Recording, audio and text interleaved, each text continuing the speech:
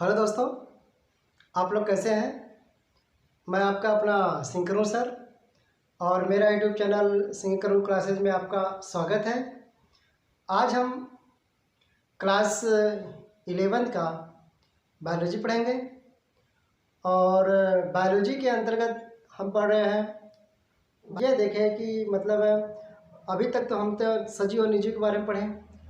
अब हम बात करते हैं, जैसे हम बायोलॉजी में अध्ययन करते हैं जीवों के और जीवों से संबंधित कार्यों का अध्ययन करते हैं।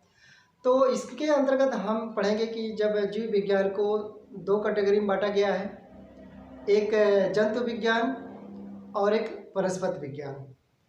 तो जंतु विज्ञान और वनस्पति विज्ञान को क्यों और किस बेस आधार पर क्या समानता है, क्या असमानता है, इनमें क्या, इनके आधार पर हम इनको जंतु विज्ञान और वनस्पति विज्ञान के अंतर्गत हम जीव विज्ञान का अध्ययन करते हैं।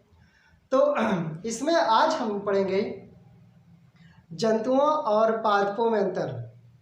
तो आज का हमारा जो टॉपिक है जंतुओं एवं पादपों में अंतर। जंतुओं एवं पादपों में अंतर, यानी कि हम कह सकते हैं डिफरेंस बिटवीन प्लांट्स एंड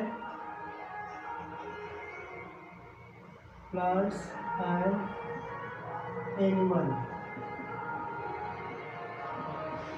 ठीक, तो आज का हमारा जो टॉपिक है जंतुओं एवं पादपों में अंतर, यानी कि difference between plants and tissue और एनिमल्स।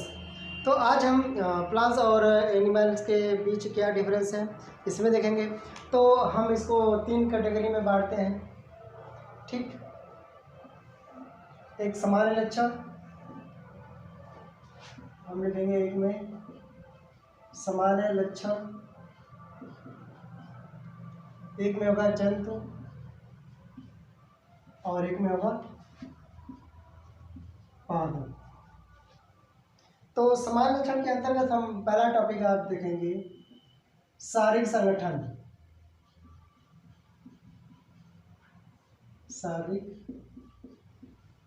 संगठन, ठीक।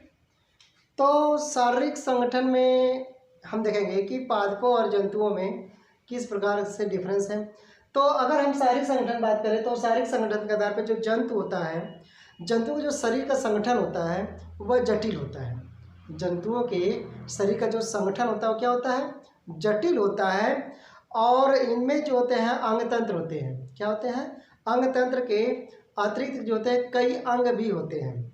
अब कई प्रकार के भी अंग होते हैं। जैसे हम कह रहे हैं कि जंतुओं के जो होते हैं जो शरीर की जो संरचना होती है, हम लिख सकते हैं जंतुओं के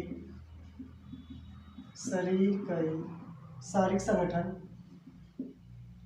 शरीर की संगठन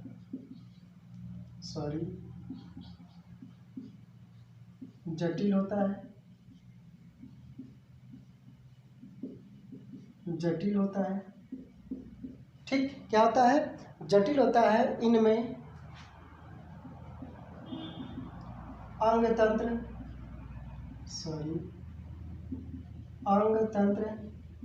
के अतिरिक्त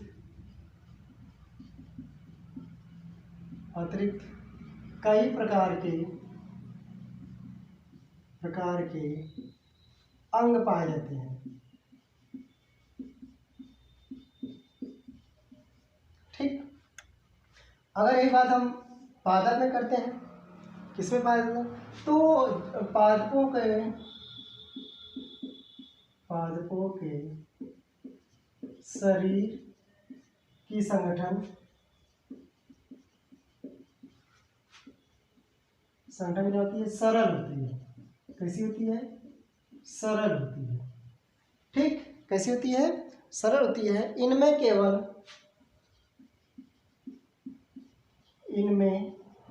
केवल क्या होते हैं, अंग। अंग में क्या होता है, जड़ होता है तना होता है, पत्ती होते हैं, वह क्या होते हैं, फूल होते हैं। क्या होते हैं, पुष्प, यानी कि क्या होते हैं, पुष्प की हम बात, यहाँ फूल की जगह हम पुष्प लिखते हैं, पुष्प होते हैं।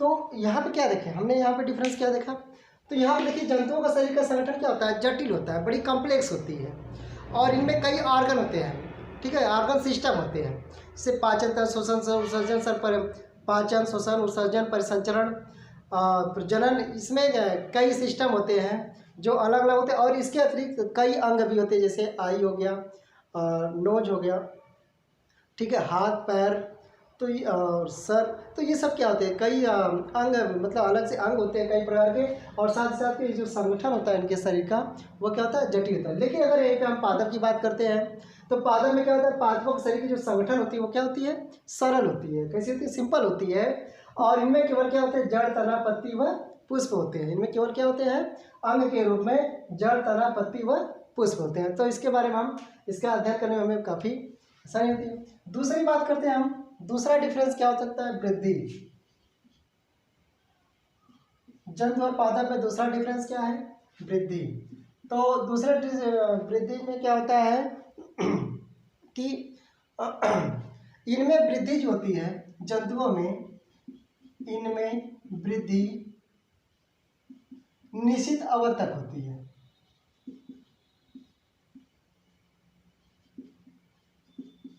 वह सामान्य रूप से होती है, सामान्य रूप से होती है।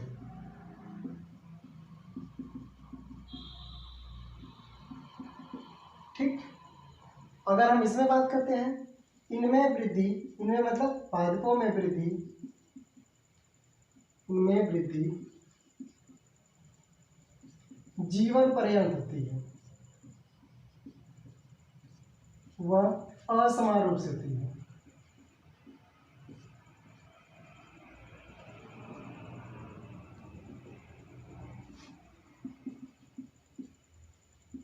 ठीक, और देखिए, तो यहाँ पे क्या हो रहा है, वृद्धि हम देखें, वृद्धि में क्या डिफरेंस था जंतु और पादप में। तो अगर देखिए जंतु की बात करते हैं, तो जंतु में जो होता है, इनमें वृद्धि निश्चित अवधि तक होती है और समान रूप से, यानी अगर हम देखें कि अगर कि जो भी वृद्धि होगी हमारे बॉडी में समान रूप से, ऐसा नहीं कि एक हाथ बड़ा हो जाए और एक हाथ क्या हो जाए, छोटा हो गया, ऐसा तो नहीं होता है ना। जब भी होगा हमारे अंदर कोई भी ऑर्गन की जब वृद्धि होती है, कोई अंग में कोई भी वृद्धि होती है, वो क्या होती है, समान रूप से। कोई पैर छोटा बड़ा नहीं हो सकते, दोनों समान होते हैं, आँख दोनों समान रूप से होते हैं, जो भी चीज़ होती है वो क्या होती है, समान रूप से होती है। तो और दूसरी चीज़ क्या होती है, जो हमारी शारीरिक वृद्धि होती है, शरीर की जो वृद्धि होती है, यह निश्चित अवधि तक होती है, और अवधि के बाद क्या होता है कि यहाँ पे एक समय के बीच के दौरान क्या होता है कि मानव की वृद्धि होती है बॉडी की, इसके बाद क्या होता है, उनकी वृद्धि रुक जाती है। लेकिन यह वृद्धि किसके द्वारा होती है, समसूत्री विभाजन, यानी कोशिकाओं में विभाजन के द्वारा होती है। और कोशिका में जब विभाजन होता है तो कोशिकाओं की संख्या में वृद्धि होती है, और जब कोशिकाओं की संख्या में वृद्धि होती है तो हमारी बॉडी का ग्रोथ होता है। तो यहाँ पे देखिए, वृद्धि तो हमारे शरीर में जीवन पर्यंत होती है, जब तक हम जीवित रहते हैं तब तक हमारे शरीर में वृद्धि, तो कोशिकाओं का समसूत्री विभाजन होता रहता है, वृद्धि होगा। लेकिन समसूत्री यानी कि नई कोशिकाएं बनती रहेगी और पुरानी कोशिकाएं नष्ट होती रहेगी, तो यह वृद्धि तो होती है, लेकिन यह वृद्धि यानी कि शरीर की वृद्धि तो रुक जाती है, लेकिन यह वृद्धि जो होती है समान रूप से होती है। और जब समान रूप से होती है तो यह जो होती हैं, ये कोशिकाएं जो विभाजित होकर निकलती हैं, ये हमारे बाल, नाखून और रोए के रूप में क्या होती है, निकलती रहती है समान से। अगर हमारे शरीर में ये वृद्धि असमान रूप से होने लगे तो क्या होता है, जब वृद्धि हमारे शरीर में, जब मानव में जब वृद्धि असमान रूप, समसूत्री विभाजन असमान रूप से होने लगे, तब क्या होता है कि डिफॉर्मिटी होने लगती है, तब कमियां उत्पन्न होती है, यानी कि शरीर में किसी न किसी प्रकार की समस्या उत्पन्न होने लगती है। तो यहाँ पे वृद्धि क्या होती है, समान रूप से होती है। इनमें देखा पादपों में हम देखते हैं कि पादपों में जो वृद्धि होती है जीवन पर्यंत होती है। कैसी होती है, जीवन पर्यंत होती है और असमान रूप से होती है, यानी कि इसमें डाली, जैसे पौधा है, तना बढ़ गया और इसमें जो शाखाएं निकलती है वो चाहे छोटी हो, चाहे बड़ी हो, चाहे ऊपर हो, चाहे नीचे है, मतलब इसमें चारों ओर से शाखाएं निकलती रहती हैं जहाँ जिधर से। तो इसमें क्या होती है, वृद्धि जो असमान रूप से और जीवन पर्यंत होती है। तो इसमें जो वृद्धि के लिए मुख्य रूप से जीव जोतक ऊतक होते हैं कौन से ऊतक होते हैं? विभज्योतक ऊतक होते हैं। तो विभज्योतक ऊतक जो होते हैं 3 प्रकार की होती हैं। एक होती है शीर्षस्थ ऊतक, शीर्षस्थ विभज्योतक ऊतक, दूसरा होती है अंतर्वेशी विभज्योतक ऊतक और तीसरा पार्श्व विभज्योतक ऊतक। तो विभज्योतक तो यहाँ शीर्षस्थ जो होती है यह मुख्य रूप से पौधे होते हैं इनके टिप पर पाया जाता है और जड़ के निचले टिप पर पाए जाते हैं। यानी कि सबसे ऊपरी टिप पर पाई जाती है शीर्षक ऊतक कोशिकाएं और इसमें जो होती है सबसे निचली से। और इनमें क्या होता है कि समसूत्री विभाजन होता है। इसमें समसूत्री विभाजन तेजी गति से होता है और समसूत्री विभाजन होने के कारण क्या होता है कि इसके वृद्धि में विकास होता है। यानी कि ऊपर की ओर क्या करते हैं, तना ऊपर की ओर वृद्धि करता है और जड़ नीचे की ओर वृद्धि करता है। तो ये क्रिया किस में होती है? शीर्षक ऊतक के द्वारा होती है। दूसरी बात करते हैं हम अंतर्वेशी ऊतक। तो अंतर्वेशी जो ऊतक होती है यह मुख्य रूप से जहाँ से शाखाएं निकलती है वहाँ पे पाई जाती है और इनको क्या होती है एक आधार प्रदान करने का कार्य करती है। और तीसरी अगर बात करते हैं पार्श्व विभज्योतक ऊतक, तो पार्श्व जो विभज्योतक ऊतक होती हैं यह इनके आधार पर पाई जाती है। चारों मतलब पौधे जो होते हैं इनके किनारे पाई जाती हैं और ये समसूत्री विभाजन करती है, बाहर की ओर विकास करती है, जिसके कारण पौधों की मोटाई में वृद्धि होती है। किसमें वृद्धि होती है? पौधों के मोटाई में वृद्धि होती है। तो इस प्रकार से देखा जाए कि जो पौधों में जो वृद्धि होती है वह जीवन पर्यंत होती है। क्या होती है? जीवन पर्यंत होती है। जब तक होती रहती है, जब तक वह पौधा गिर न जाए, टूट न जाए, सड़ न जाए और तो कट न जाए, तब तक इनमें वृद्धि होती रहती है। तीसरी बात करते हैं हम, तीसरा जो होता है इसमें, तीसरा क्या मुख्य रूप से कोशिका भित्ति।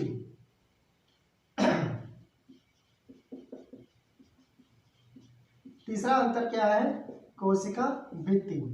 तो यहाँ पे हम देखते हैं जो जंतु होते हैं इनकी कोशिकाओं में कोशिका भित्ति क्या होती है? अनुपस्थित होती है। इनमें क्या होती है? कोशिका भित्ति, यानी इनमें कोशिका भित्ति अब्सेंट होती है, अनुपस्थित होती है।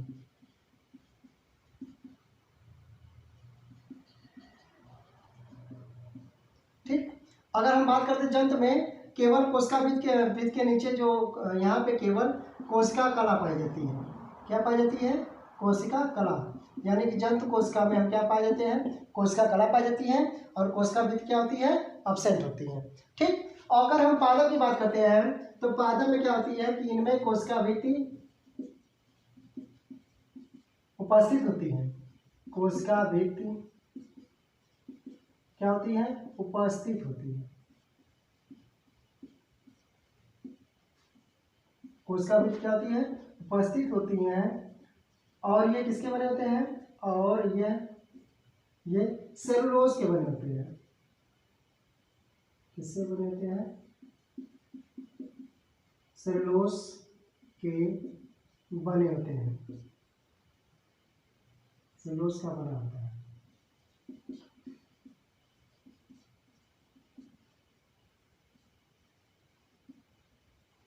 ठीक, तो तीसरा डिफरेंस क्या है जंतु और पादप में?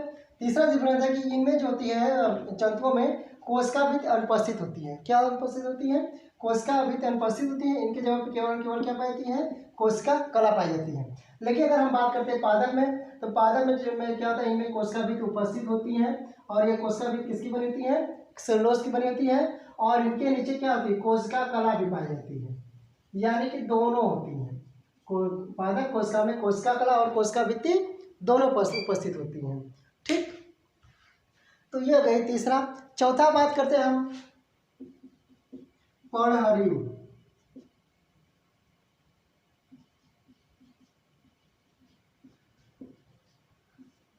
क्या बात करते हैं हम? क्लोरोफिल की। ठीक, तो क्लोरोफिल की बात करते हैं हम पर्णहरिण। तो पर्णहरिण क्या होता है?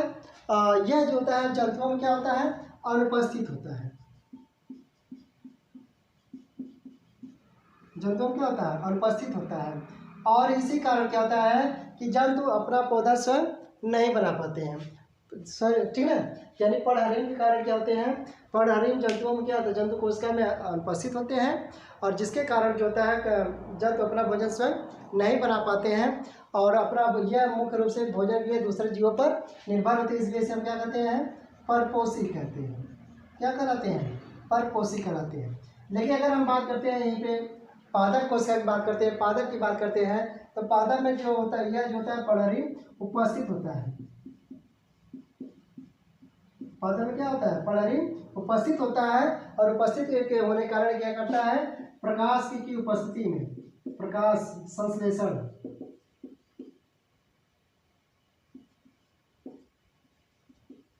प्रकाश संश्लेषण क्रिया करके अपना भोजन स्वयं बनाते हैं। इसलिए यह अपना भोजन से ये क्या कहलाते हैं, स्वपोषी कहलाते हैं। पादप क्या कहलाते हैं, स्वपोषी कहलाते हैं। ये चौथा डिफरेंस हो गया। पांचवा डिफरेंस की बात करते हैं हम। पांचवा डिफरेंस क्या होता है मुख्य रूप से इसमें बात, पांचवा डिफरेंस है प्रकाश संश्लेषण।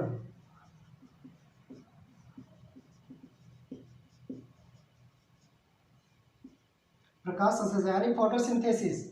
तो प्रकाश संश्लेषण क्रिया क्या होती है, इनमें एब्सेंट होती है, इनमें क्या होती है, अनुपस्थित होती है। प्रकाश संश्लेषण क्रिया क्या होती है, इनमें अनुपस्थित होती है, यानी जंतुओं में प्रकाश संश्लेषण क्रिया नहीं होती, क्योंकि इनमें परारीन क्या होते हैं, अनुपस्थित होते हैं। क्लोरोफिल नहीं पाते हैं, यानी नमक अनुपस्थित होते हैं, और इनमें क्या होता है, प्रकाश संश्लेषण क्रिया होती है। ठीक है, इनमें क्या होता है, प्रकाश इनकी जो ये जो होते हैं प्रकाश संश्लेषण में, ये क्या करते हैं कि पादपों में पादप क्या करते हैं, भूमि से क्या लेते हैं, H2O, और वायुमंडल से या वातावरण से CO2 लेते हैं। क्या लेते हैं, CO2 लेते हैं। क्या लेते हैं, CO2 की। और सूर्य की उपस्थिति में क्या करते हैं, अपना भोजन सूर्य की उपस्थिति में अपना भोजन स्वयं बनाते हैं। क्या करते हैं, स्वयं बनाते हैं, सूर्य की उपस्थिति में अपना भोजन स्वयं बनाते हैं। ठीक, अब क्या हो गया, छठवां हम बात करते हैं पोषण की, यानी न्यूट्रिशन। पोषण, हम न्यूट्रिशन की बात करते हैं। तो अब देखिए, जो पोषण क्रिया होती है इन दोनों में होती है, पौधों में भी होती है और पादपों में भी होती है, सॉरी जंतुओं में भी होती है और पादपों में, इन दोनों में पोषण क्रिया होती है। जब पोषण क्रिया होती है तो इसमें होता क्या है कि जो पोषण क्रिया होती है इनमें, जैसे कि जंतु क्या करते हैं, यह जंतु कार्बोहाइड्रेट,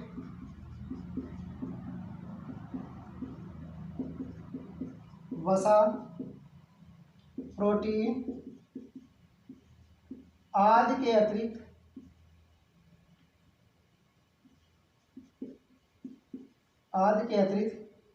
क्या रखते हैं, अन्य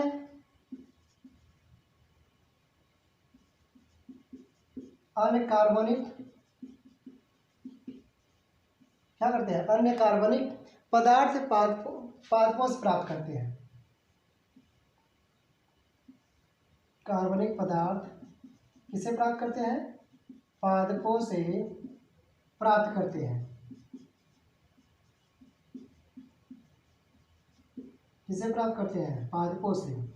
इसलिए अपने भोजन के लिए किस पर निर्भर होते हैं, पादप पर निर्भर होते हैं, अन्य जीवों पर निर्भर होते हैं। इसलिए से हम क्या कहते हैं, प्राणी समभोजी कहते हैं। पौधे को हम क्या कहते हैं, प्राणी समभोजी कहते हैं, प्राणी समभोजी कहलाते हैं। यानी कि अपने भोजन के लिए क्या, ये अपने भोजन के रूप में जंतु क्या, कार्बोहाइड्रेट, वसा, प्रोटीन आदि अन्य कार्बनिक पदार्थ पादपों से प्राप्त करते हैं। इसलिए हम इन्हें क्या करते हैं, कहते हैं प्राणी समभोजी कहते हैं, या परपोषण कहलाते हैं, या परपोषण कहलाते हैं। यही भी बात करते हैं हम, पादप की बात करते हैं। तो पादप क्या करता है, पादप क्या करते हैं, ये अपना भोजन स्वयं बना लेते हैं। ये अपना भोजन प्रकाश संश्लेषण की क्रिया द्वारा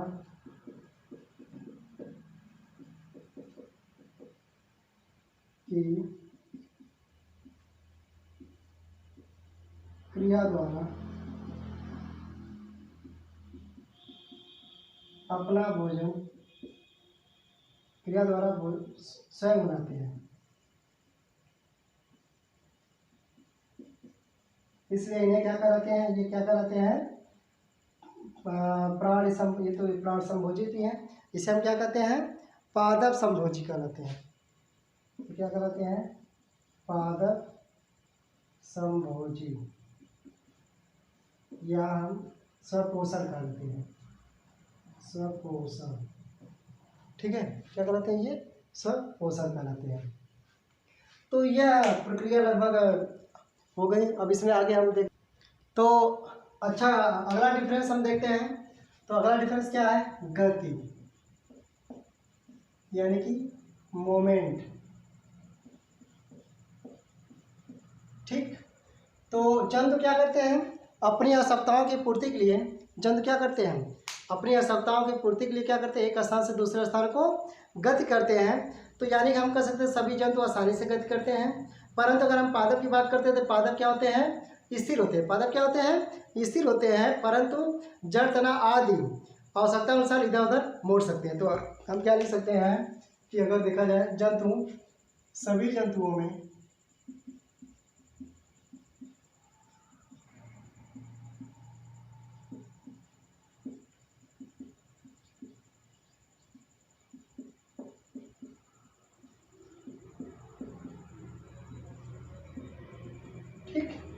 तो सभी जंतु क्या करते हैं? अपनी आवश्यकताओं की पूर्ति के लिए तो क्या करते हैं? एक स्थान से दूसरे स्थान को गति करते हैं। यानी कि इसमें सभी जंतुओं में ये गति की क्रिया क्या होती है? आसानी से होती है, स्थिर रहते हैं।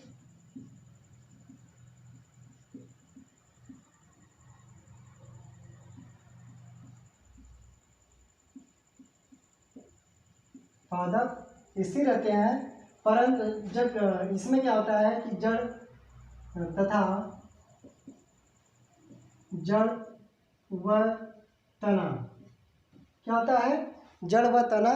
तो मुख्य रूप से क्या होता है इसमें? आदि आवश्यकता अनुसार, जड़ तना आदि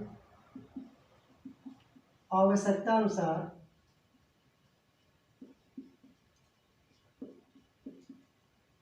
इधर उधर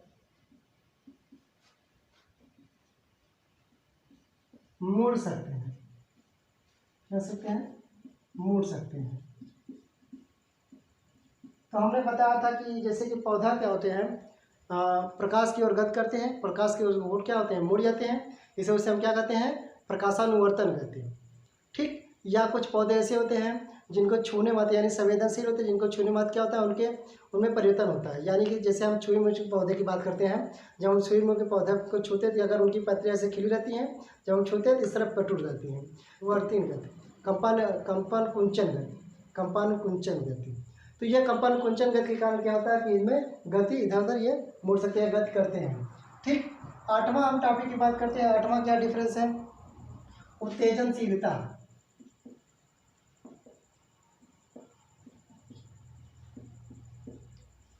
आठवां क्या डिफरेंस है? तो हम देखते हैं कि जंतुओं में क्या होता है? सभी जंतु अत्यधिक, लिख सकते हैं, सभी जंतु अत्यधिक संवेदनशील होते हैं।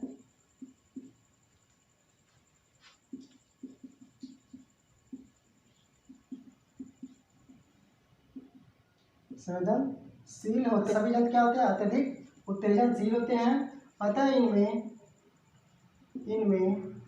प्रतिक्रिया के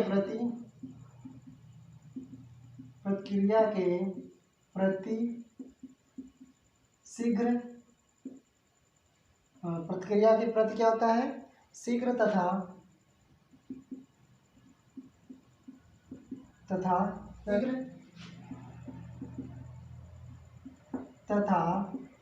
तंत्रिका तंत्र की सहायता से होता है।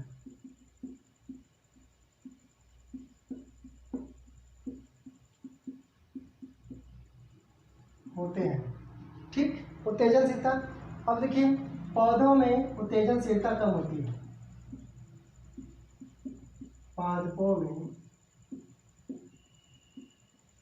उत्तेजनशीलता कम होती है।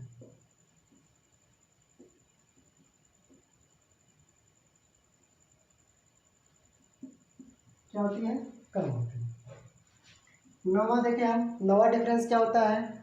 नवा कार्बोहाइड्रेट का संचय। कार्बोहाइड्रेट का संचय। तो कार्बोहाइड्रेट का संचय, तो अब देखिए सभी जीव जंतुओं में जो होता है कार्बोहाइड्रेट का संचय किस रूप में होता है, ग्लाइकोजन के रूप में। यानी कि हम कह सकते हैं जंतुओं में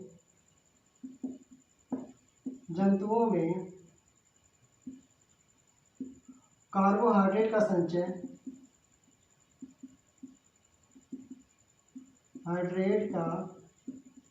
संचय ग्लाइकोजन के रूप में होता है।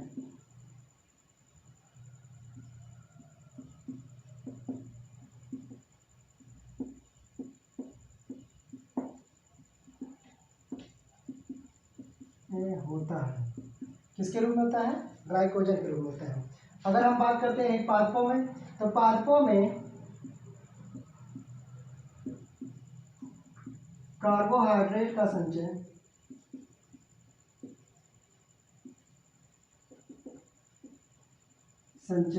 स्टार्च के रूप में होता है। यानी कि हम कह सकते हैं मंड कोश में स्टार्च के रूप में होता है। किसके रूप में होता है, स्टार्च या हम मंड के रूप में होता है। तो पादपों में तो इस प्रकार के डिफरेंस जंतुओं में कार्बोहाइड्रेट संचय किसके रूप में होता है, ग्लाइकोजन के रूप में होता है। किसके रूप में होता है, ग्लाइकोजन के।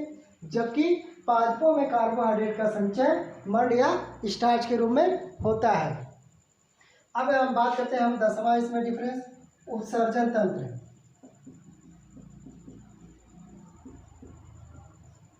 यानी स्क्रीटरी सिस्टम। इनमें देखेंगे हम, इनमें उपापचय के दौरान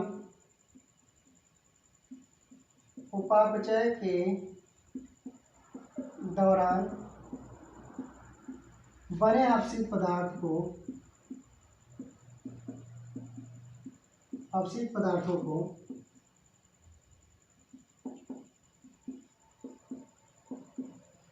किसके माध्यम से, बने अपशिष्ट पदार्थों को शरीर से बाहर निकालने के लिए तंत्र होते हैं। शरीर से बाहर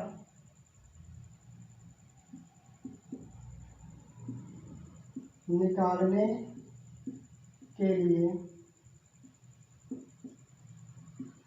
क्या होते हैं, तंत्र होते हैं, यानी सिस्टम होते हैं। ठीक है। तो अगर जंतु हैं, इनमें उपापचय क्रिया के दौरान जो अपशिष्ट पदार्थ होते हैं, बनते हैं, इन अपशिष्ट पदार्थों को हम क्या करते हैं, शरीर के बाहर निकालते हैं। लेकिन इनको बाहर निकालने के लिए कई माध्यम होते हैं। जैसे अगर ऑक्सीजन के गैस के रूप में बना है ये अपशिष्ट पदार्थ, किसमें, गैस, यानी उपापचय क्रिया के दौरान कार्बन डाइऑक्साइड बनता है, ये गैस है। तो इन गैसों को हम गैस के रूप में बाहर निकालते हैं, यानी कि फेफड़े के द्वारा नाक के माध्यम से बाहर निकाला जाता है, इसे गैस के रूप में। दूसरा है कुछ हानिकारक पदार्थों को पसीने के रूप में बाहर निकालते हैं। और जैसे यूरिक अम्ल, अमोनिया अगर बनता है तो इसको क्या करते हैं, हम यूरिन के रूप में बाहर निकालते हैं, यानी मूत्र के रूप में बाहर निकालते हैं। तो और यानी कि जो कठोर अपाच्य भोज्य पदार्थ होते हैं, जो बच जाते हैं, जिनका पाचन नहीं होता है, इनको हम मल के रूप में गुदा द्वार के माध्यम से बाहर निकालते हैं। यानी कि क्या होता है कि जंतुओं में उपापचय के दौरान बनने वाले हानिकारक अपशिष्ट पदार्थों को शरीर से बाहर निकालने के लिए क्या होते हैं, अंग होते हैं, अंग तंत्र होते हैं। और विभिन्न अंग तंत्र के माध्यम से हम सभी प्रकार के हानिकारक पदार्थों को हम क्या करते हैं, बाहर निकालते हैं। लेकिन अगर हम ये बात करते हैं, पादप की बात करते हैं, तो पादपों में क्या होता है कि इनमें उत्सर्जन पादपों की छाल या जड़ पत्तियों के गिरने पर होता है। अब इनमें जो होता है उत्सर्जन क्रिया, इनमें उत्सर्जन क्रिया किसके द्वारा होता है, पादपों के छाल द्वारा या छाल या जड़ पत्तियों के गिरने से, यानी सूखी पत्तियों के गिरने से उत्सर्जन क्रिया होती है। यानी कि जो पत्तियां सूख जाती हैं वो क्या होती हैं, बाहर गिर जाती हैं, नीचे गिर जाती हैं, यानी पौधे से अलग हो जाती हैं। और छाल के माध्यम से भी उत्सर्जन क्रिया होती है। तो इनमें जो होती है छाल के, पादपों के छाल या जड़ पत्तियों के गिरने से होता है उत्सर्जन क्रिया। ठीक। और 11 हम बात करते हैं, 11वां टॉपिक जो होता है रसधानी। ठीक। तो वैक्यूल की बात करते हैं तो ये जो होते हैं पादप जंतु में क्या होते हैं, अनुपस्थित होते हैं, पूर्ण रूप से अनुपस्थित होते हैं।